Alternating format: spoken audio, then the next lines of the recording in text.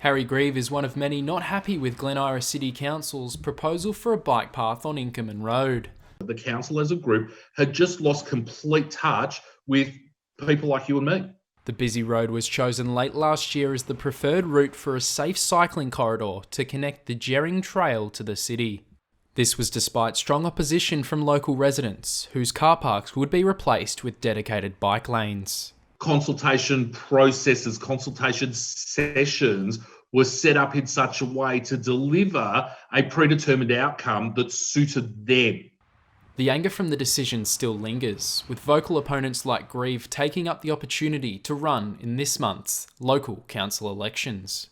But some local residents like Herschel Lunns are sceptical about their plans for the rest of the Camden ward.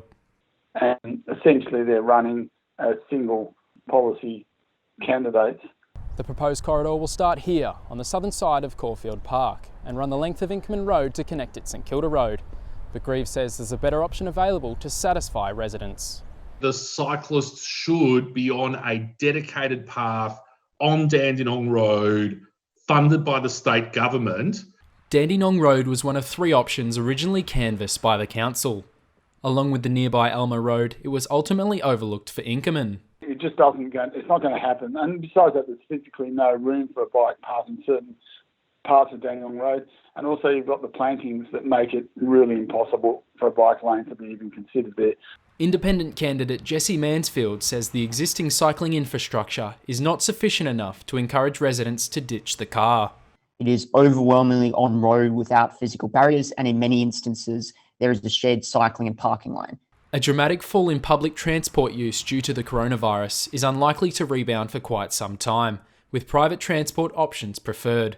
Lunn says provisions, like bike lanes, need to be created for other emerging modes of transport in order to avoid increased car congestion.